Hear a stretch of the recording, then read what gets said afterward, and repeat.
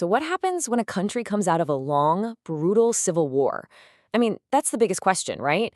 How do we even begin to unite a nation that's been torn apart? Today, we're going to unpack a really powerful and frankly controversial idea that popped up in Sri Lanka right after its 26-year war ended. It was called the New Patriotism. Let's get right into it. All right, here's our roadmap. First, we're going to set the scene back in post-war 2009. Then, we'll get into what exactly this new patriotism was all about.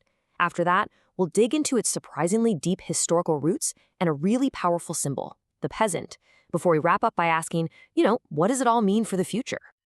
Okay, so let's rewind to May 2009. For the first time in almost 30 years, Sri Lanka was quiet. The civil war was finally over. I mean, you can imagine this was a massive moment of relief, but also it was filled with a ton of uncertainty.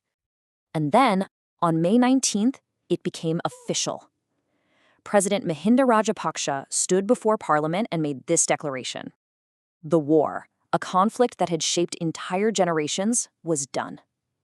Just imagine the weight of those words echoing across the island. But here's where things get really complicated. That feeling of victory wasn't shared by everyone, not even close. You had this wild contrast. In the capital, Colombo, it was a party. People were out in the streets, waving the national flag, sharing traditional milk rice. But you go to a Tamil majority area like Wellawade, and the vibe was completely different. It was quiet, somber, uncertain, stores were closed. The end of the war was not the same story for everyone. So the government is promising this new beginning, a northern spring, reconciliation for all. But with these deep divisions on full display, the elephant in the room was this huge question. How do you actually build one united nation out of all this? And that brings us to the government's answer. President Rajapaksa put forward this new vision for the country, a framework he called the New Patriotism. And wow, this quote, it is right at the heart of this whole idea. This is a total reframing of what it means to be Sri Lankan. It's not about being Sinhalese or Tamil or Muslim anymore. No, it's all about one thing, loyalty. Are you one of the people who loves this country, or are you one of the ones who doesn't? Okay, so let's break down what this actually meant in practice. First, the word minorities was basically erased from the official language. Gone. In theory, this meant everyone was now just one people. But, and this is a big but, it also fused the idea of the nation with the state. So being a patriot meant you supported the government's vision. And if you disagreed, if you were in an opposition party or a civil society group, well, you could easily be painted as unpatriotic, as someone who didn't love their country. There's actually a term for this. Scholar Nira Wickramasinghe calls it blind patriotism. You know the type. It's that my country, right or wrong kind of loyalty. And that's totally different from what she calls constructive patriotism, which is when you can still critique your country, not because you hate it, but precisely because you love it and you want it to be the best it can be. Now, you might think this new patriotism was a brand new idea cooked up in 2009. But not really. Its foundations were actually laid decades, even a century before the war ever started. This idea didn't just come out of nowhere.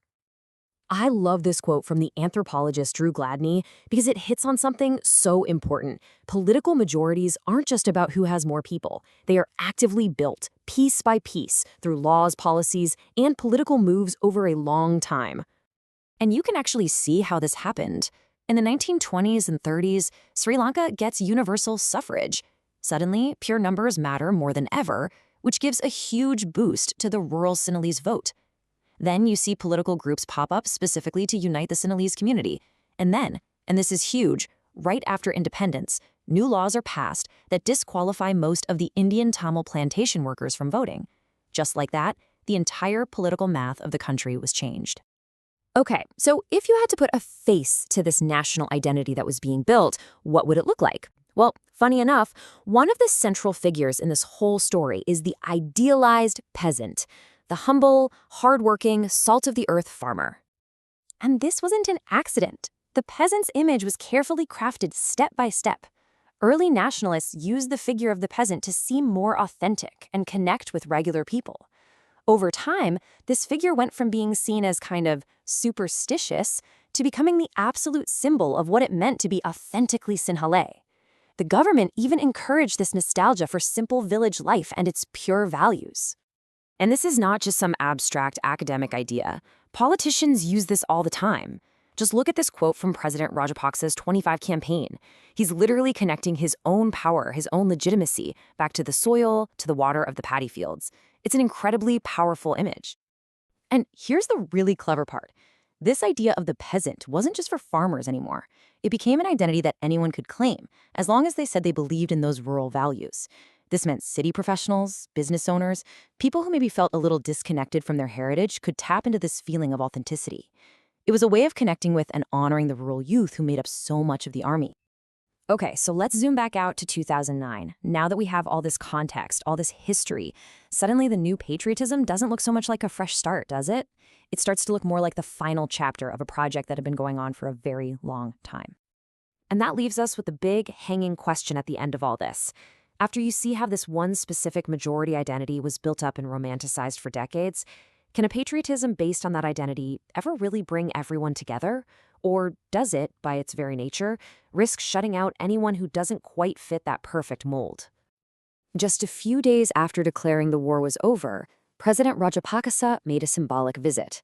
He went to one of Sri Lanka's ancient capitals, and there he stopped at the statue of King Dutugimunu, a legendary Sinhalese hero from over 2,000 years ago who is famous for one thing above all: unifying the island by defeating a Tamil king.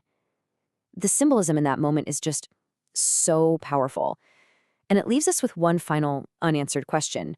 What kind of unity was really being built here?